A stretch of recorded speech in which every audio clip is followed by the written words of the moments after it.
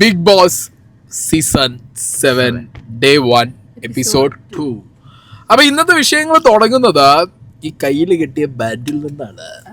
ഞങ്ങൾ ലൈവിന്റെ അപ്ഡേറ്റ് അല്ല, നമ്മൾ എപ്പിസോഡിൽ അപ്ഡേറ്റ്സ് അല്ല നമ്മളുടെ അഭിപ്രായം പറയുന്നത്. അപ്പോൾ വിഷയങ്ങൾ തുടങ്ങുന്നത് കയ്യിൽ കെട്ടിയ ആ ഒരു ടാഗിന്റെ മുകളിലാണ്. ആൻഡ് എക്സ്ട്രീം ലെവൽ എനിക്ക് സഹിക്കാൻ പറ്റാത്ത ഒരു തരം ചൊറിയാണ് അനീഷ്. നിങ്ങൾക്കോ? എനിക്കും അയാളെ ആ ബോഡി ലാംഗ്വേജ് പറയാനുള്ളത്, അയാളെ ആറ്റിറ്റ്യൂഡും കാര്യങ്ങളൊന്നും ഒട്ടും ദഹിക്കുന്നില്ല. പക്ഷെ എന്താ പറയുക, അയാൾ ഒരുപാട് ആൾക്കാർ രതീഷ് ചേട്ടനായിട്ട് കമ്പയർ ചെയ്യുന്നുണ്ട്. അതിനോട് എനിക്കും താല്പര്യമില്ല. കാരണം Ratheesh is something different. Ratheesh എന്ന് പറഞ്ഞു കഴിഞ്ഞാൽ നമുക്ക് ചിരിക്കാനും അല്ലെങ്കിൽ നമുക്ക് കുറച്ചും കൂടി എക്സൈറ്റഡ് ആയിട്ടുള്ള എന്റർടൈൻമെന്റ് കണ്ടന്റുകളായിരുന്നു. കഴിഞ്ഞ ഒരു സീസണിൽ ഫസ്റ്റ് ഒരുപാട് സമയങ്ങളിൽ രതീഷ് ചേട്ടൻ ഒരുപാട് എൻഗേജ്ഡ് ആക്കിയിട്ടുണ്ട്.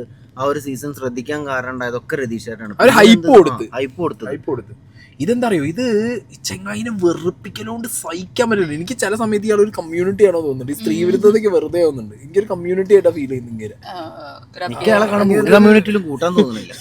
ഒരു എനിക്ക് ഭയങ്കര ഒരു മേ ബി ഇതന്നെയാണ് അയാളെ പ്ലസ്. ആ ഇറിറ്റേഷൻ നമുക്ക് കാണുമ്പോ എത്ര അകത്ത് എത്രത്തോളം ഉണ്ട് എന്നുള്ളത്. അപ്പൊ ഇങ്ങനെ ആടിക്കൊഴിഞ്ഞ് നടക്കണ കാണുമ്പോ തന്നെ ടി വി അതായത് ആള് ഒരു മുൻകൂട്ടി ഒരു ധാരണ ഉണ്ട്, ഒരു പ്രീ കൺസീവ്ഡ് നോഷൻ ഉണ്ട് എല്ലാരെ കുറിച്ചും ഷോനെ കുറിച്ചും. മൂപ്പര് അത് വെച്ച് അടിച്ചോണ്ടിരിക്കും. ആകെ പറ്റിയത് റെയ്നു അതെന്താ അറിയോ, റെയ്നുവിന് പുറത്തൊരു മാസീവ് ഹെയ്റ്റ് ഉണ്ട് നായക്കാർ. അപ്പൊ അത്രയും ഹെയ്റ്റ് ഉള്ള പരിപാടിയൊക്കെയാണ് നോക്കുന്നത്. അതെ. അല്ല വേറെ കാര്യമുണ്ട്, അയാൾക്കൊരു കാര്യം റെയ്നുവിനൊരു ഹെയ്റ്റ് ഉണ്ട്. റെയ്നു എന്ന് പറയാൻ കാരണം അനീഷ് പറയുന്ന പോലെ മുഴുവൻ പറഞ്ഞിട്ടുണ്ടെങ്കിൽ ചിലപ്പോ റൈനു സൗദി എന്നൊക്കെ ചിലപ്പോ പറഞ്ഞു. അപ്പോ ഇത് ഒന്നുമില്ല, അയാൾക്ക് ആ കൂട്ടത്തിൽ ഏറ്റവും കൂടുതൽ എനിക്ക് തോന്നുന്നത് രേണു സുധിയോടാണ് കുറച്ചും കൂടി ഒരു സംഗതി ഉള്ളതെന്ന് തോന്നുന്നു. റൈനുവിന് പുറത്ത് ചിലപ്പോ ഭയങ്കര സപ്പോർട്ടും കൂടെ കിട്ടാൻ ചാൻസ് ഉണ്ട്. ഹെയ്റ്റ് സപ്പോർട്ട് ആവും അറിയാം. ഈവൻ രേണുവിനും അതറിയാം. ആശാനിങ്ങോട്ട് പോരട്ടെ എന്നുള്ളൊരു ധാരണ എന്തോ ആണ്. അല്ലെങ്കിൽ പുറത്തെന്തായാലും രേണുവിനെ പഠിപ്പിച്ചു വിട്ടവര് കൃത്യമായി മറ്റേ സാധനം പഠിപ്പിച്ചു വിട്ടിട്ടുണ്ട്. ഏത് ആദ്യം ഒന്നും കളിക്കൊന്നും വേണ്ട, സൈലന്റ് ആയിട്ട് ഇരുന്നാൽ മതി. പിന്നെ അറിയാതെ തുള്ളി തുടങ്ങിയിട്ടുണ്ട്. ഒരു വാളും കൂടെ മറ്റൊരു ഇളക്കുണ്ട്. റെനുവിന്റെ സ്വഭാവം പുറത്തേക്ക് ഇറക്കട്ടെ രീതിയിൽ പറയുന്നുണ്ട്. അപ്പൊ അങ്ങനെ എപ്പിസോഡ് തുടങ്ങി. പിന്നെ പാട്ടും ഡാൻസും പരിപാടികളൊക്കെ ലോകത്തിൻ കഥയറിയാതെ സാധനം അടിപൊളിയായിരുന്നു. പാട്ടും കൂത്തൊക്കെ തുടങ്ങി, നല്ല രസമുള്ള. അതെ. അതിനുശേഷം നേരെ വരുന്നത് പിന്നെ ഇതിലേക്കാണ്, നമ്മളുടെ ഇതുകൂടി മറ്റേ ടാസ്കും പരിപാടികളൊക്കെ തുടങ്ങാനുള്ള ഒരു പ്രിപ്പറേഷൻ. അതായത് ഒരു കംപ്ലീറ്റ് ഡേ എന്നുള്ള ഫോർമാറ്റിലേക്ക് അവർ ഇന്ന് മാറിയിട്ടേ ഉള്ളൂ എല്ലാവരും. അപ്പൊ അവർക്ക് ഇപ്പൊ ലൈവ് കണ്ടവർക്കൊക്കെ അറിയാം, കുറെ കൺഫ്യൂഷൻസ് ഒക്കെ കാണും. മനസ്സിലായോ? അതായത് എന്താ ചെയ്യേണ്ടത്, ടാസ്ക് ലെറ്റർ വന്നാൽ അത് എങ്ങനെ ഹാൻഡിൽ ചെയ്യണം, അത് എങ്ങനെ എക്സിക്യൂട്ട് ചെയ്യണം, നമ്മൾ മനസ്സിലാവണം. തുടക്കത്തിന്റെ പ്രശ്നമായിരിക്കണം. ലൈവ് കാണുമ്പോ എനിക്കെന്ന് വെച്ചിട്ട് ഭയങ്കര അലസതയും ഒരു ബിഗ് ബോസിനോട് ഒരു റെസ്പെക്ട് ഇല്ലാത്ത പോലെയാണ്. അതെന്താ പറയാ, അത് തുടക്കത്തിൽ അങ്ങനെ ആയിരിക്കും, സ്റ്റാർട്ടിങ് ആകുമ്പോ അങ്ങനെ ആയിരിക്കും. നമുക്ക് എന്നാലും ബിഗ് ബോസ് എന്ന് പറയുമ്പോ അവിടെ വന്നിരിക്കുമ്പോൾ പോവാന്നുള്ളത് അതിന്റെ ഒരു രീതിയായിട്ട് എനിക്ക് തോന്നുന്നു. ബിഗ് ബോസ് വിളിച്ചാലും നിങ്ങൾ അവിടെ നിൽക്കി കുറച്ച് ചായ കുടിച്ചിരിക്കും. ഞങ്ങൾ അതിന്റെ മാറ്റം എന്താണെന്ന് അറിയാം. ഇപ്പൊ ഞാൻ പറയാം, ഇത് സീസൺ 7 ആണ്. ഇപ്പൊ സീസൺ 1, 2, 3, 4, 5, 6 ഈ 6 കഴിഞ്ഞ കണ്ടസ്റ്റൻസിനോടും ഈ പോയ കണ്ടസ്റ്റൻസ് എന്ത് ചെയ്തിട്ടുണ്ടാവും, സംസാരിച്ചിട്ടുണ്ടാവും. പിന്നെ ഈ 6 സീസണും കണ്ടു കാണും.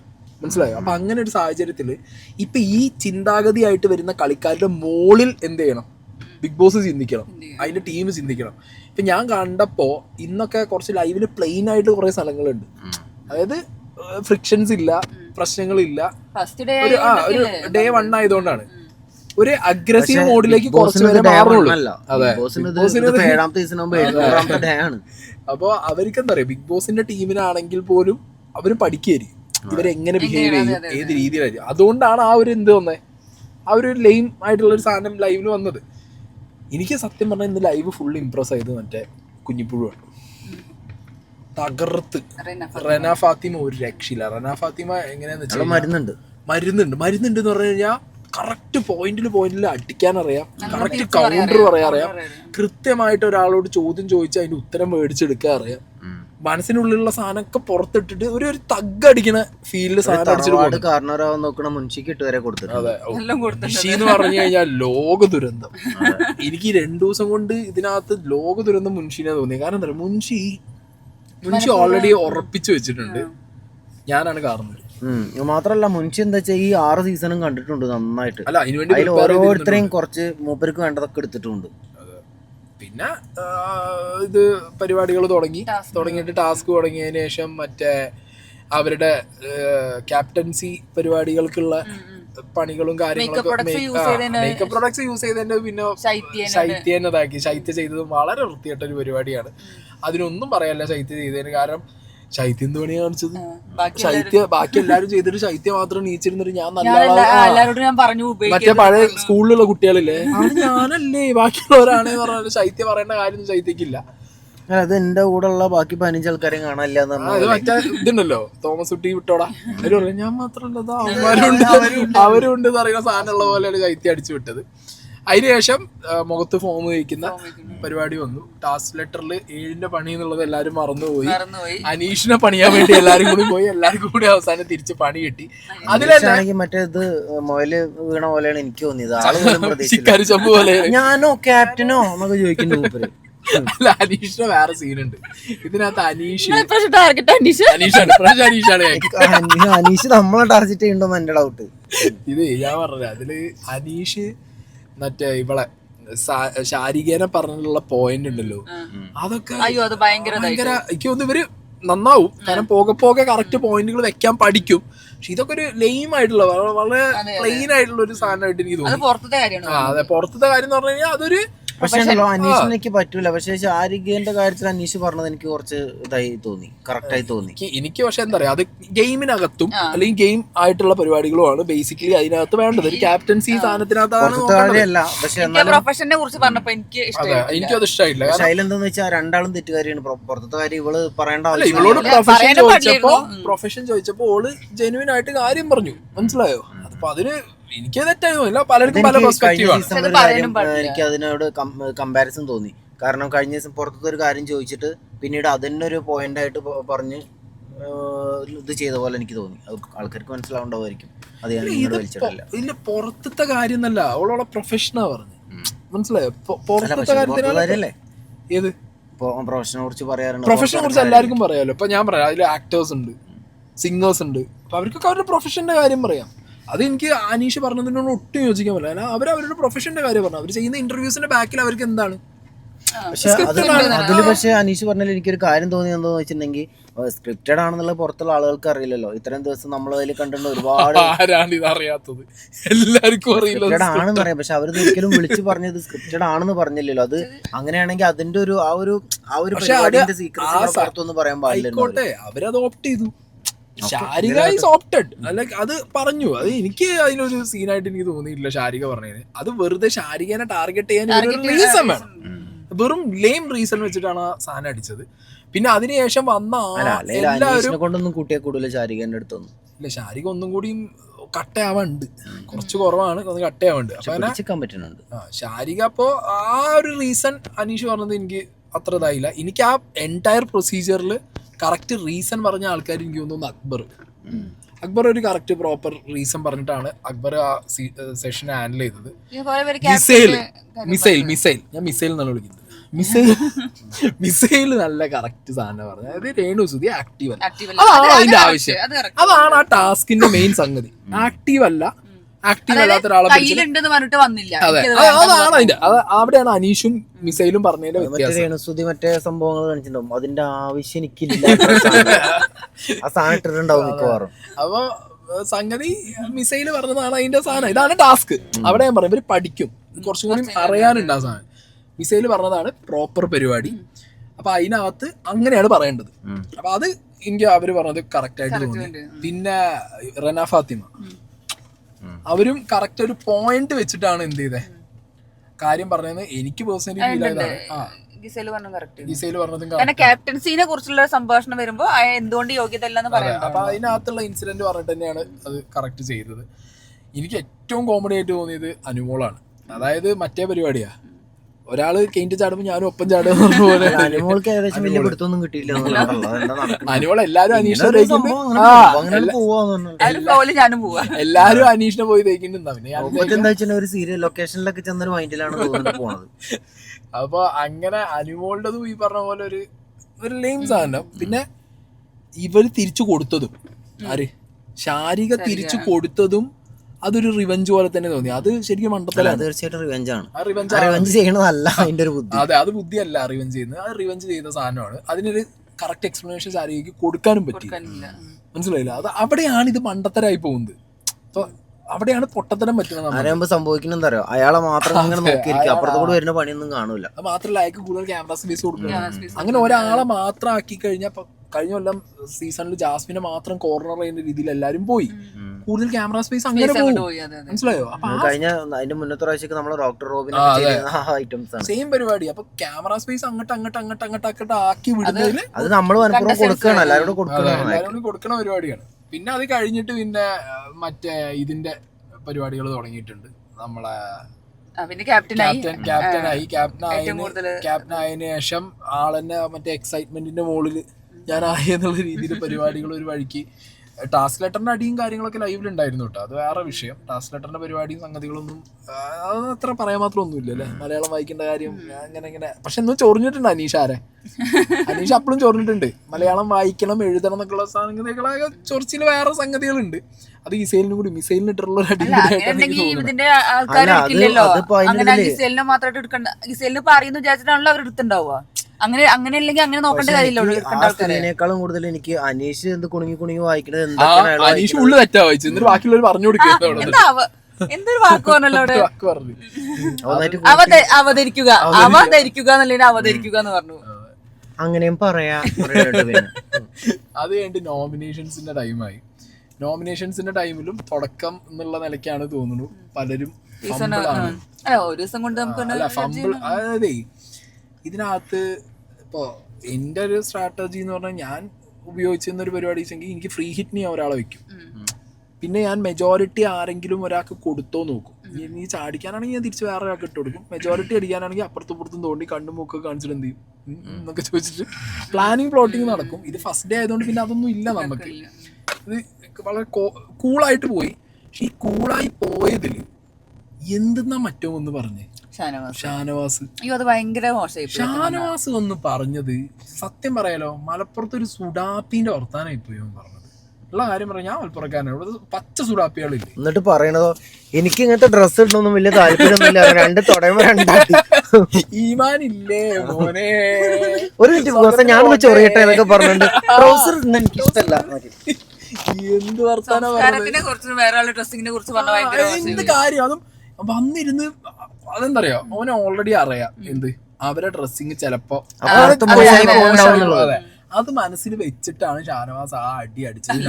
ഉള്ളില് ജെനുവിനിറ്റി വന്നോ ഇങ്ങനെയുള്ള ഒരു സ്വഭാവം വന്നിട്ടുണ്ടോ എന്തോ എന്താണെങ്കിലും അതൊരു ഒരിക്കലും അപ്രീഷിയേറ്റ് ചെയ്യാൻ പറ്റുന്ന ഒരു പരിപാടി. ചിലപ്പോ എങ്ങനെയാവാം, ചിലപ്പോ അയാളെ മനസ്സിൽ ഇങ്ങനെ ഇതൊക്കെ ബിഗ് ബോസ് നമ്മൾ ഒളിഞ്ഞു നോക്കുമ്പോഴൊക്കെ കണ്ടതല്ലേ, അതിപ്പോ ഇങ്ങനെ ഡയറക്റ്റ് ആയിട്ട് കാണിച്ചാൽ എങ്ങനെ ഒരു സുഖം കിട്ടുക നരകത്തില് ഇറങ്ങുമ്പോൾ. അപ്പൊ അത് ഷാനവാസിനകത്തുള്ള സുഡാപ്പി പുറത്തിയാടിയതാണ്. ഓക്കെ, മലപ്പുറത്ത് കുറച്ച് ആൾക്കാർ അങ്ങനെ ഉണ്ട്, സുഡാപ്പീസ് തലക്കി കൊടുത്തിട്ടുണ്ട്. പക്ഷെ എല്ലാവരും അങ്ങനെയല്ല കേട്ടോ, എല്ലാവരും അങ്ങനെയല്ല, ചിലര് അങ്ങനെയാണ്, പറഞ്ഞിട്ട് കാര്യമില്ല. പിന്നെ പറഞ്ഞത് കലാഭവൻ എന്താ സരിക ഇവര് മറ്റേ ആര്യനെ കുറിച്ച് പറഞ്ഞ കാര്യം. ടാസ്കിനിടയിൽ പോയ സമയത്ത് ഇങ്ങനെ പറഞ്ഞു, അങ്ങനെ ടാസ്കാണ്. ടാസ്കിനിടയിൽ ചെന്ന സമയത്ത് അങ്ങനെ നിങ്ങളെ ഒഴിവാക്കുക എന്നുള്ളതാണ് ആര്യം ചെയ്യേണ്ടത്. അത് ചെയ്യാൻ വേണ്ടിയിട്ട് അവനിപ്പോ വരുന്ന വഴിക്ക് സാരിങ്ങനെ മുഖത്ത് നോക്കി ഒന്നാണ് പൊട്ടിച്ചിട്ട് പൊടി എന്ന് പറയാൻ പറ്റൂ ഇല്ലല്ലോ. അപ്പൊ വെർബലി എന്ത് പറയും? പക്ഷെ എനിക്കിത് പറഞ്ഞ ജെനുവിൻ ആണെങ്കിൽ എനിക്ക് എന്തൊരു മോശക്കേട് തോന്നി. കാരണം എങ്ങനെ കാണിച്ചത് വന്നിട്ട് ബാക്ക് കാണിച്ചത് ഇങ്ങനെ നിന്ന് കൊടുക്കാന്നൊക്കെ രീതി കാണിച്ചപ്പോ എനിക്ക് പൊന്നോളെ, ആണുങ്ങൾ അങ്ങനെ ഇങ്ങനെ ബാക്ക് കാണിക്കുക സൈഡ് കാണിക്കുക എന്ന് പറഞ്ഞാൽ കയറി പിടിച്ചോന്ന് പറഞ്ഞാൽ അത് എടുക്കാൻ വേണ്ടിയിട്ടാണ് പറയുന്നത്. മനസ്സിലായോ? ഇപ്പൊ ഒരാണൊരു പെണ്ണിനെ അപ്രോച്ച് ചെയ്തു. ഇപ്പൊ ആര്യൻ ഈ പറഞ്ഞ ഈ ലേഡീനെ അപ്രോച്ച് ചെയ്തു, ഈ സരികനെ അപ്രോച്ച് ചെയ്തു. ഈ സരിക അതേപോലെ ഇങ്ങനെ പിടിക്കുന്ന പറയുമ്പോ ആണ് കയറി പിടിച്ചാ കയറി പിടിച്ചു എന്ന് പറയില്ലേ? നേരെ മറിച്ച് ഈ സരികയാണ് എനിക്കറിയില്ലല്ലോ. ഞാൻ പറയാ അത്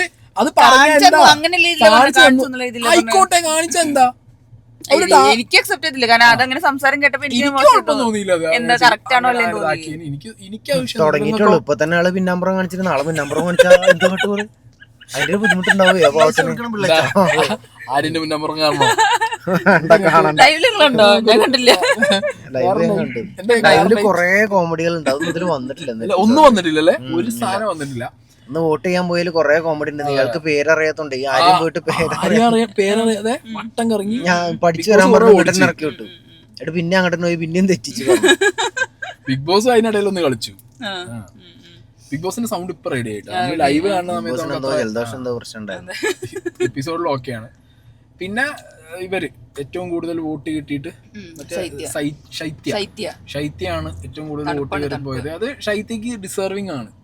ശൈത്യക്ക് ആ ഒരു കാര്യം ഉണ്ടായിരുന്നില്ല. അതായത് ഞാൻ നല്ല കുട്ടിയാന്നുള്ള സാധനം കാണിക്കേണ്ട ഒരു ആവശ്യം അവിടെ ഉണ്ടായിരുന്നില്ല. പിന്നെ അങ്ങനെ വോട്ടിങ്ങും പരിപാടികളൊക്കെ കഴിഞ്ഞു. ഇനി ആർക്കും എങ്ങനെ വോട്ട് ചെയ്യാന്നുള്ളതൊക്കെ നിങ്ങളുടെ താല്പര്യമാണ് അല്ലേ, പ്രേക്ഷകരുടെ താല്പര്യം. ഞങ്ങൾ എന്താണെങ്കിലും പക്ഷെ കറക്റ്റ് ഒരാൾക്ക് വോട്ട് ചെയ്യാനുള്ള ടൈം ഒന്നും ആയി തുടങ്ങിയില്ല, നമുക്ക് മനസ്സിലാവാനായി തുടങ്ങി. അങ്ങനെയാണ് ഫസ്റ്റ് വീക്കിൽ പുറത്താവുന്നവർ ശരിക്കും ഒരു അങ്ങനെയൊക്കെ ചാൻസ് ഉണ്ട്. കാരണം ഞങ്ങളെ രതീഷ് ചേട്ടനൊക്കെ അന്ന് അങ്ങനെ പോയതാണ്. രതീഷ് എന്തായാലും അവിടുന്ന് അന്ന് അങ്ങേര് പോയിട്ട് പിന്നെ തിരിച്ചു വരാനുള്ള ചാൻസ് കിട്ടി. ബിഗ് ബോസ് അത് കൊടുത്തു അങ്ങേര്. കൊടുത്തു. അത് കഴിഞ്ഞിട്ടാണ് മോനെ സുധി ആറാട്ടിക്കായിരുന്നു. അതൊക്കെ ഉണ്ടല്ലോ. അനീഷിന്റെ ഗെയിം അവിടെ എക്സ്പോസ്ഡ് ആയി. കംപ്ലീറ്റ് വീടിന് മുന്നിൽ അനീഷിന്റെ ഗെയിം അവിടെ എക്സ്പോസ്ഡ് ആയി. ഈ രേണു ആണെങ്കിൽ എമ്മാതിരി അഭിനയം. തലവേദന പറഞ്ഞപ്പോ ആദ്യം ഇവിടെ ഇരുന്നേ, പിന്നെ തലവേദന ഇവിടെ വെപ്പൂണി വെച്ചാൽ അങ്ങനെയാണ്. ഇതിനെ വെച്ചോണ്ട് തലവേദനയ്ക്കുന്ന ആളാണ്. ആ തല കുലുക്ക കണ്ടപ്പോ കഴുത്തിന് പോകുന്നത് തല കൊണ്ട് ഊരി പോകുന്നത്. തലയ്ക്ക് വേണമെങ്കിൽ ദേഷ്യം പിടിച്ചാൽ എന്താണ് റൈനോ എന്ന് വെച്ച് ഇങ്ങോട്ട് തന്നെ കയറി പോവാ. സംഗതി തുടങ്ങിയത് അബിയാണ്. അബിക്ക് ഓൾറെഡി ഇവിടുന്ന് കേറുമ്പോ തന്നെ രേണു എന്നുള്ള ടാർഗറ്റ് സെറ്റാണ് അബിക്ക്. ഓക്കെ, കൂടുതൽ പേർക്കും ഉണ്ടാവും. അല്ല ആളെന്താ പുറത്തേക്ക് എടുക്കാന്ന് വെച്ചിട്ട് അത് ആരും എടുത്തില്ല. അത് അബി സ്കോർ ചെയ്തു. കാരണം അബി പോയി ചൊറിഞ്ഞപ്പോ രേണു പുറത്തിയായി. രേണുവിന്റെ ആ തലവേദനയും മാറി രേണു ഭദ്രകാളി കരിങ്കാളി ആ വേദനിക്കുന്ന തലയിട്ട് കുലുക്കി പോയപ്പോ തന്നെ എല്ലാവർക്കും ഇത് ഫേക്കാന്നുള്ളത് മനസ്സിലായി. അതിന് വേറെ കാര്യമുണ്ട്. ഈ തലവേദന എന്നൊക്കെ പറയുമ്പോൾ ഈസി ആയിട്ട് ആർക്കും പറയാൻ പറ്റുന്ന ഒരു സംഗതിയാണ്. ഇവൻ ഡോക്ടർമാരെടുത്ത് പോയിട്ട് തലവേദന അറിഞ്ഞാൽ ഡോക്ടർമാർ പെടും. ഇത് കണ്ടുപിടിക്കാൻ പറ്റും. അതുകൊണ്ട് കണ്ടുപിടിക്കാൻ പറ്റൂല. പക്ഷെ അതിന്റെ ഇടയിൽ നമ്മളെ ഷാനവാസ് ഖാന്റെ തലവേദന മങ്ങിപ്പോയത് അതെ. ഹലോ ഹലോ, എനിക്കുണ്ട് തലവേദന. അതായത് മല്ലുവിന്റെ എമർജൻസിക്ക് ശേഷം മെഡിക്കൽ എമർജൻസി എനിക്കുണ്ട് തലവേദന, എനിക്കുണ്ട് തലവേദന. നിങ്ങളെ തലവേദനൊന്നും തലവേദന അല്ലടോ, ഞാനൊന്നും ശ്രദ്ധിച്ചിട്ടില്ല, ഞാൻ നീല ചുരിദാർ ഇട്ടത് കണ്ടില്ലേ എന്നൊക്കെ ചോദിച്ചത്. അനീഷിന്റെ അടുത്ത് പോയിട്ട് അത് നല്ല ഷാനവാസ് സത്യം പറയാം ഒന്നിനും പര കോമഡി പീസ് ആവും. എനിക്കത് തോന്നുന്നു ഫുള്ള് മസിലൊക്കെ പിടിച്ച് പോയിട്ട് അവിടെ നിന്ന്. പക്ഷെ സാധനം നല്ല സാധനം. ആ ഒരു ടൈം മൊത്തം മൂപ്പരണ്ട് കൊണ്ടുപോയി. എടാ എനിക്ക് വേണ്ടിയില്ലടോ പയ്യന്മാരെല്ലാരും കൂടെ ഇത്ര നേരം ശബ്ദം ഉണ്ടാക്കിയത്. എന്നിട്ട് എന്റെ തലവേദന എന്നോട് പിന്നാലെ ആണെന്ന് പറഞ്ഞില്ലടോ. ഞാൻ കേട്ടിട്ടില്ല എന്റെ പേര് പറഞ്ഞു, നീ പറഞ്ഞില്ല അങ്ങനെ പറയണത്. അത് അനീഷിന്റെ കളി. ഏത് ഓന് താല്പര്യമില്ല. 10 ആള് ഓന് സ്ക്രീൻ സ്പേസ് വേണം. ഈ ബിഗ് ബോസിനകത്ത് നമ്മൾ കേറുമ്പോ ഞാൻ കണ്ടറിഞ്ഞതും അനുഭവിച്ച ഒരു കാര്യം പറയാം. അടി ഉണ്ടാക്കുന്ന ആളുകൾ അങ്ങനെയാണ്. ഞാൻ കണ്ടസ്റ്റന്റിന്റെ പേരൊന്നും പറയുന്നില്ല. നമ്മളെ കൂട്ടത്തിലുള്ള ഒരു കണ്ടസ്റ്റന്റിന് നിർബന്ധമായിട്ടൊരു കണ്ടന്റ് ഒരു ദിവസം കൊടുക്കണം എന്നുള്ളൊരു വാശി ഉണ്ടായിരുന്നു. അതൊരു വാശിയാണ്. ഒരു കണ്ടന്റ് കൊടുക്കുക. അതിന് വേണ്ടിയിട്ട് ഇങ്ങനെ തിളച്ച് നടക്കും. കണ്ടന്റ് എവിടെന്നെങ്കിലും വേണ്ടി കിട്ടി 4 ഒച്ചയും വിളിയുണ്ട്. ഈ ക്യാമറ 4 നമ്മളെ മോത്തേക്ക് തിരിഞ്ഞു കണ്ടല്ലോ. പിന്നെ രേണുസുതി കാണിച്ച മാതിരി ഇന്ന് കണ്ടന്റായി, ഞാൻ പോവാണ്, ഞാൻ പോവാണ്. പക്ഷെ ബാക്കിയൊക്കെ ഷാനവാസ് ലാസ്റ്റ് കൊണ്ടുപോയപ്പോ ആ ഫോണിന്റെ മൂലക്കിൽ ഈ കണ്ടന്റ് എങ്ങനെയെന്ന് അവര് നോക്കുന്നില്ല. കണ്ടന്റ് അതിന് വേണമെങ്കിൽ ആശ്വസിപ്പിച്ച് കൊണ്ടുപോകാണ് പെടുന്നത്. ഇതിന് പോകാൻ താല്പര്യമില്ലല്ലോ, കണ്ടല്ലേ പോണത്. അപ്പുറത്തെ സൈഡിൽ നിൽക്കുന്നുണ്ട്. മറ്റേ ബോബിന് മോളിലെ പട്ടീനെ പോലെ എല്ലാ ഫ്രെയിമിലും ഞാനെല്ലാം തുടങ്ങി വെച്ചിട്ട് ബാക്കിയുള്ളവരൊക്കെ കൊണ്ടുപോവാണല്ലോ. പറയാൻ പറ്റില്ല. തലവേദന കൊടുക്കുന്നതും സുധിച്ചേട്ടൻ, എടുക്കുന്നതും സുധിച്ചേട്ടനാണെങ്കിൽ എന്ത് ചെയ്യാൻ പറ്റും? മനസ്സിലായോ? അങ്ങനെയും വരാലോ, പറയാൻ പറ്റില്ല. അവിടെ 20ാമത്തെ കണ്ടസ്റ്റന്റ് അവിടെ ഉണ്ടല്ലോ. എല്ലാം മായ. അപ്പൊ തലവേദനയിൽ മുങ്ങിയ ദിവസമായി ഇന്ന്. മൊത്തം തലവേദന കൊണ്ടുപോയി. ഇപ്പൊ ലൈവ് തലവേദന ഇതൊക്കെ കണ്ടിട്ട്. അല്ല, ഇതിനിടയിൽ പറ്റ സൈഡായ കുറെ ആൾക്കാരുണ്ട് കേട്ടോ ഇതില്. ഇതില് ബിൻസിയും ബിന്നി, പിന്നെ ഒനീല് ഞാൻ കൊറേ എക്സ്പെക്ട് ചെയ്തു ഒനീലിനെ. പക്ഷെ എന്താ പറയാ, എനിക്ക് ഒനീലിന്റെ ബോഡി ലാംഗ്വേജ് എവിടെയോ ഒനീല് അല്ല, ഒനീല് കുറച്ചൊരു സ്ലോ സ്റ്റാർട്ടാണ്. പെട്ടെന്ന് പിക്കായില്ലെങ്കിൽ ഇടപെടാനൊക്കെ കുറച്ച് പണി പാളാനുള്ള ചാൻസ് കാണുന്നുണ്ട് ഒനീലിന്. പക്ഷെ നമ്മളെല്ലാവർക്കും ടൈം കൊടുക്കണം. തുടങ്ങിയിട്ടേ ഉള്ളൂ. ഒനീല് വരും. പക്ഷെ എന്താ പറയാ, ഈ നിങ്ങൾ ഈ പറഞ്ഞ പോലെ അടുത്ത ആഴ്ച പോവാനുള്ളൊരു സംഗതി അതാണ് പ്രശ്നം. അങ്ങനെ വരുമ്പോ പോവും. ഫിഫ്തിലെ റിനോഷ് ക്ലാസ്. നമ്മളെ അപ്പാനിയൊക്കെ ചാടി ഇങ്ങനെ നിക്കണം. അക്ബർ ഒരിക്കലും പ്രതീക്ഷിച്ചില്ല. അപ്പാനത് പുറത്തേക്ക് ഇട്ടിട്ടുണ്ടല്ലോ, സൈലന്റ് ആയിട്ട് ചിരിച്ചാ പോകും. അപ്പാനി നല്ല ചൊറിയാണ്. ബെൽറ്റ് സെറ്റ് ആവുന്നുണ്ട്. അപ്പാനി, അബി, അക്ബർ ഒരു ബെൽറ്റ് സെറ്റ് ആവുന്നുണ്ട്. അവര് തമ്മിലുള്ള ഒരു അടുപ്പിക്കാനുള്ള വകുപ്പ് ആരുണ്ടാക്കും? ബിഗ് ബോസ് ഉണ്ടാകും. ഈ ബിഗ് ബോസിന്റെ ഏറ്റവും വലിയ ചോദിച്ചല്ലോ, അഭി ചോദിച്ചല്ലോ, ഞാൻ പോയി സാധനം അല്ല, ഇവരിപ്പോ ഇങ്ങനെയൊക്കെ ചെയ്യും. നാളെ രാവിലത്തെ മോർണിംഗ് ടാസ്ക് ഇല്ലേ, ആ താള് നിങ്ങൾ എപ്പോഴും ശ്രദ്ധിക്കണം. ബിഗ് ബോസിൽ അടി പൊട്ടിക്കുക എവിടെ വെച്ചെങ്കിൽ മോർണിംഗ് ടാസ്ക് ആണ്. പിന്നെ അടി പൊട്ടി എവിടെ അറിയോ? ഈ ജിയോ ഹോട്ട്സ്റ്റാറിന്റെ ടാസ്ക് ഇല്ലേ, ഈ സാധനം ഇവിടെയൊക്കെയാണ് അടി പൊട്ടിക്കാനുള്ള സാധനങ്ങൾ ബിഗ് ബോസ് ഇട്ട് കൊടുക്കുക. നമ്മൾ വേറൊരാളെ കുറിച്ച് പറയണം, വേറൊരാൾ, ആ സാധനങ്ങളിലാണ് ഇതിന്റെ കളി ഇരിക്കുന്നത്. നാളെ രാവിലെ മുതൽ കണ്ടോ, അബി കയറി രേണുവിനെ പിടിക്കും, അനീഷ് കയറി അടുത്ത ആളെ പിടിക്കും. ഈ സാധനങ്ങൾ വന്നു തുടങ്ങുമ്പോൾ പേഴ്സണൽ ഗ്രഡ്ജ് തുടങ്ങും, ഡിഫറൻസസ് വരും. അവിടെ കളി മാറും. അവിടെയാണ് ഓണാവുന്ന കളി. സ്കോർ അല്ല, അനീഷ് ഒറ്റയ്ക്ക് പോകാൻ പറ്റില്ല. അപ്പൊ രേണുസുതി വരില്ലേ? അപ്പൊ രേണുസുതി ഒറ്റയ്ക്ക് ഒരേ പരിപാടി നോക്കി നടക്കണതായതുകൊണ്ട് രേണുസുതി ക്യാമറയിൽ പോയിട്ട് ഡോക്ടറെ കാണുന്നത് ഐ നീഡ് എന്താ പറഞ്ഞ പെയിൻ കില്ലർ എന്ന് പറഞ്ഞിട്ട് എന്താ പറയുന്ന അറിയോ? അതിങ്ങനെ കേട്ടോ. പിന്നെ തലവേദന ഇവിടെ പെയിൻ കില്ലർ പറഞ്ഞിട്ട് തല അവിടെ പിടിച്ച് വലിച്ചിട്ടുണ്ട്. അനീഷിന്റെ രസം, ഷാനവാസ് നീ എന്റെ പേര് പറഞ്ഞില്ല, തലവേദന ഉണ്ട് എന്നുള്ളത്. നെവീൻ അല്ലേ, നെവീൻ എക്സ്പ്രഷൻ നല്ല രസമുണ്ട് കേട്ടോ. എക്സ്പ്രഷൻ ഉണ്ടായിട്ട് എനിക്ക് തോന്നുന്നില്ല, കാരണം നെവീൻ അത്രയും ഔട്ടാണ്. നെവീൻ ഞങ്ങൾക്ക് പേഴ്സണലി നമുക്ക് കുറച്ച് സ്ഥലങ്ങളിൽ കണ്ട പരിചയം നെവീൻ ഉണ്ട്. അത്രയും എനർജി ഉള്ള ഒരാളാണ് നെവീൻ. എന്താ പറയാ, റൈനുസുദ്ദീനെ പോലത്തെ ആൾക്കാരൊന്നും കണ്ടിട്ടില്ലാത്തോണ്ടാണ്. അതുകൊണ്ടായിരിക്കണം തോന്നുന്നുണ്ടല്ലേ. അങ്ങനത്തെ ആൾക്കാർ കാണുമ്പോ തന്നെ സ്ഥലത്തേക്ക് വരുമ്പോ തന്നെ ഡാൻസ് കളിച്ചിട്ടും ചിരിച്ചും കളിച്ചും വർത്തനം പറഞ്ഞിട്ടൊക്കെ കയറി വരിക. നെവീൻ അല്ല, എനിക്ക് നെവീനെ ഫീൽ ആവണില്ല. നെവീൻ ഒട്ടും അങ്ങനെ. നവീൻ എന്ന് പറയുമ്പോ എനിക്ക് മറ്റേ നമ്മളെ സീസണിലുണ്ടാകുന്ന നവീനെയാണ് ആക്ഷൻ കിങ്, എക്സ്പ്രഷൻ കിങ്. എന്താണെങ്കിലും സംഭവബഹുലമാണോ എന്ന് ചോദിച്ചു കഴിഞ്ഞാൽ ഇന്നത്തെ എപ്പിസോഡ് തൂക്കിയത് അബി, രേണു, ഷാനവാസ്, ഷാനവാസ് ലാസ്റ്റ് ഒന്ന് പൊളിച്ച സാധനം ഭയങ്കര അല്ല ഷാനവാസ് ഉണ്ടല്ലോ ഈ കോമഡി ലൈവ് സാധനം പോലെ തോന്നി. പക്ഷെ ഇതൊക്കെ പറയുമ്പോഴും മറ്റേ സുഡാപ്പി വർത്താനം പറയാതിരുന്നാ മതി, വേറെ സീനൊന്നും ഇല്ല. അങ്ങനത്തെ സീൻ മാത്രമേ ഉള്ളൂ. അത് പറയാതിരുന്ന കഴിഞ്ഞാൽ കുറച്ച് മെച്ചപ്പെടും. അല്ലാത്ത പക്ഷെ ആ വർത്താനം ഇനി അങ്ങനെ എന്താ പറയാ, ഒരു കുലപുരുഷൻ കൺസെപ്റ്റിലേക്ക് പോവുകയാണെന്നുണ്ടെങ്കിൽ അത് അപ്രീഷിയേറ്റ് ചെയ്യാൻ പറ്റുന്ന ഒരു പരിപാടിയൊന്നും അല്ല. ഓക്കെ, അത് ഗിസൈലിന്റെ അടുത്ത് പോയിട്ട് missile your dressing is bad എന്ന് പറഞ്ഞിട്ടുണ്ടല്ലോ, എടുത്തിട്ട് അടിക്കും. എനിക്ക് നമ്മളെ മലയാള സിനിമയിലെ സംവിധായകരോട് ഒരു കാര്യം പറയാനുണ്ട്. നിങ്ങൾക്ക് പുഷ്പ പോലൊരു സിനിമ ഇവിടെ എടുക്കാം. രേണുസുതി പറയുന്ന ഒരു നായിക വളർന്നു വരുന്നുണ്ട്. താഴത്തില്ല, അത് പുഷ്പ ദ ഫ്ലവർ. ഇത് തങ്കച്ചേട്ടാ നിങ്ങളതൊക്കെ കാണണ്ടല്ലോ. തങ്കച്ചേട്ടൻ പോട്ടെ, തങ്കച്ചേട്ടൻ ഫാമിലി റൗണ്ട് വരും. ഇപ്പഴേ വെച്ചു തങ്ക. ഈ ബിഗ് ബോസിന്റെ തൂണ് പൊളിയുന്നുണ്ട് തുടങ്ങുന്നത്. എന്റെ മോളെ തലയ്ക്ക് അങ്ങനെ വീണാൽ ചോദിച്ചിട്ട് ഫാൻ ഇറങ്ങി നെഞ്ചത്ത് കെട്ടു. എന്റെ ഇവിടെ പാടുണ്ട്, ഞാൻ ഒരു ദിവസം പോയിട്ടുള്ളൂ. ഇവിടെ പാടുന്നത് ഇവിടെ ഉണ്ട്. അപ്പൊ ഓക്കെ ഗൈസ് അല്ലേ, ഇന്നത്തെ എപ്പിസോഡ് കഴിഞ്ഞു. BB+ വന്നു തുടങ്ങിയിട്ടില്ലല്ലോ, എനിക്ക് തോന്നുന്നു 1 വീക്ക് ആവും സെറ്റ് ആവാൻ. എന്തായാലും 3-4 ദിവസം പിടിക്കും. പ്രമോ നമ്മള് കണ്ടിട്ടില്ല. നാളെ എന്താണെങ്കിലും അടിപൊളി തന്നെ ആയിരിക്കും. ഇവര് മുൻഗണന കൊടുക്കുന്ന അടിക്കാണ്. അങ്ങനെയാണ് ഞാൻ പറഞ്ഞ ബിഗ് ബോസിനകത്ത് നമുക്ക് താല്പര്യം തന്നെയാണ്. ഒന്നും ബിഗ് ബോസ് ടീമിനും ബാക്കി എല്ലാവർക്കും ആവശ്യം, പ്രേക്ഷകർക്കും അടിപൊളിയാണ് ആവശ്യം, എല്ലാവർക്കും അടിപൊളിയാണ് ആവശ്യം. പക്ഷെ ന്യൂട്രൽ ഫേസിൽ പോകുന്ന കുറെ ഫേസുകൾ ഉണ്ട് അവിടെ. ഇതിനകത്ത് തന്നെ ഇപ്പോൾ ഒരു ദിവസമല്ല ആയിട്ടുള്ളൂ, ഒരു 10 ദിവസം 15 ദിവസം കഴിയുമ്പോഴത്തേക്ക് നല്ലൊരു സ്റ്റോറി ലൈൻ 1-2 വേറെ വരും. പക്ഷെ കഴിഞ്ഞ സീസണിൽ ഒരൊറ്റ കാട്ടുതീ ഉണ്ട്, നന്നായിട്ട് കൂട്ടിട്ട് കത്തിക്കാണ് സത്യം. അപ്പൊ എന്താണെങ്കിലും ലെറ്റ്സ് സീ അല്ലേ. നാളത്തെ പ്രൊമോ ഞങ്ങൾ കണ്ടിട്ടില്ല, വീഡിയോ എടുത്തപ്പോ കണ്ടിപ്പോ നാളെ പെങ്ങന്മാരെ കരച്ചിലൊന്നും കേട്ടിട്ടില്ല. പെങ്ങൾ നിങ്ങളെ വിളിച്ചിട്ട് ആട്ടി വിടും. പെങ്ങന്മാരെ കരച്ചിൽ കേട്ടില്ലെങ്കിലും ജിത്തുബായിന്റെ കരച്ചിൽ എന്തായാലും ഒന്ന് കേക്കാം. ജിത്തുബായിന്റെ കരച്ചിൽ ഇന്ന് രാത്രി ജിത്തുബായി കരഞ്ഞു മെഴുകി നാളെ ചിത്തമായി തീർന്ന്. അല്ല ഞാൻ അന്നൊരു കമന്റ് ഉണ്ട്, Aneesh equal to Ratheesh plus നന്ദനാന്ന്. ഞാനും കണ്ടത്.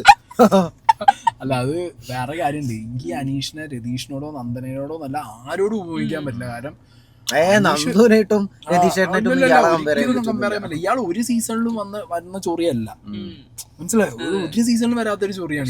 നന്ദുനൊക്കെ നന്ദുനേതായിട്ട് ഒരു രസങ്ങളുണ്ടായിരുന്നു. ഇതുപോലെ ആർക്കും വെറുപ്പിക്കാൻ ഒരു ഭാവമില്ല, ഒരു എക്സ്പ്രഷൻ മനസ്സിൽ മൈൻഡ് ഇങ്ങനെ വന്നിരിക്കാണ്, ഇങ്ങനെ തന്നെ ഞാൻ ചെയ്യുള്ളൂ. ഒരു ഭാവലെസ് മനുഷ്യൻ. എനിക്ക് തോന്നുന്നത് മിക്കവാറും ഈ ആഴ്ച ഈ അനീഷിന്റെ ഒരു മരണ കരച്ചിൽ നമ്മള് കാണാം. അത് ഉറപ്പാ. ഒരു ലാലേട്ടൻ എന്നെ കൂട്ടായിട്ട് ആക്രമിക്കണം ഇവിടെ, ഞാൻ ഒന്നും കാണില്ല, അതാണ് എന്റെ പ്രശ്നേ എന്നൊക്കെ പറഞ്ഞ് കാണാൻ ചാൻസ് ഉണ്ട്. പൊട്ടിക്കരച്ചില് കാണാൻ പറ്റേ, ഉറപ്പാണ് ആ കാര്യം. ആ ലെവലിക്കാണ് കാര്യങ്ങൾ.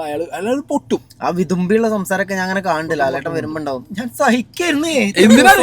അങ്ങനത്തെ ടീമുണ്ട്. ലാലേട്ടൻ വരുമ്പോ മാത്രം സംസാരിക്കാൻ കുറെ ആളുകൾ. ലാലേട്ടൻ പാവം കരച്ചിലൊക്കെ കണ്ട് ഞാൻ പാകടൗണോ. അല്ല ലാലേട്ടൻ പ്രാവശ്യം അങ്ങനെ ഇരിക്കും പോലെ പറയുന്നത് 7ന്റെ പണിയാണ്. മുണ്ടും മടക്കി കുത്തി വന്നതാണ് നെഞ്ചിനകത്ത്.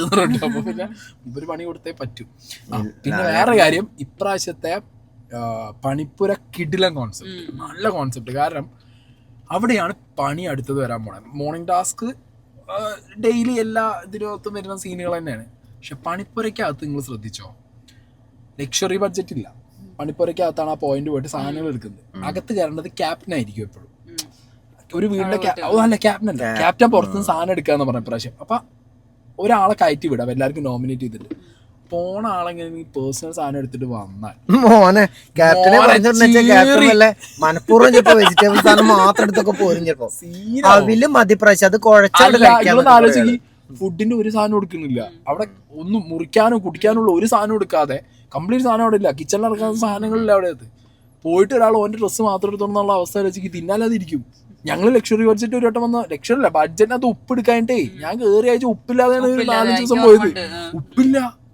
ഉപ്പേ ഇല്ല. അപ്പൊ അങ്ങനത്തെ കണ്ടീഷനിലൊക്കെ തുടക്കത്തിൽ വേറെ സീൻ ഉണ്ട്.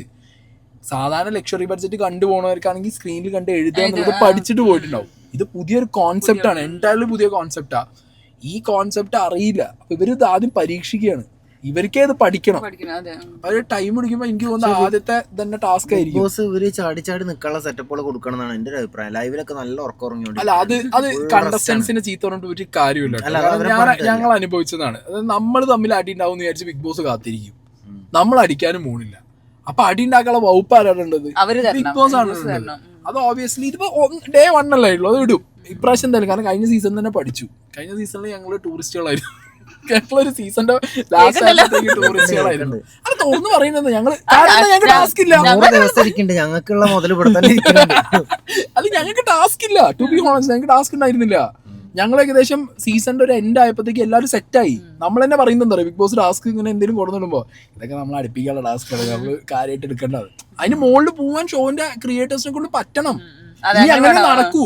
സീരിയസ് ആയിട്ട് പറയാം. കാരണം നമ്മള് നല്ലൊരു ഗെയിം കാണാതിരിക്കുമ്പോ ഇവരിത് ഗെയിം കഴിഞ്ഞിട്ട് ടൂർ പോണതിന്റെ കഥയൊക്കെയാണ് അങ്ങനെ പറയൂ. ഇപ്പോഴും ഇവര് അതല്ലേ പറയുന്നത്. ഇവര് ഡേ 1 മുതൽ അതാ പറയും, നമ്മളൊരു ഫാമിലിയാണ്, ടൂർ പോകണം, നമുക്ക് അടിച്ചു പൊളിക്കാം.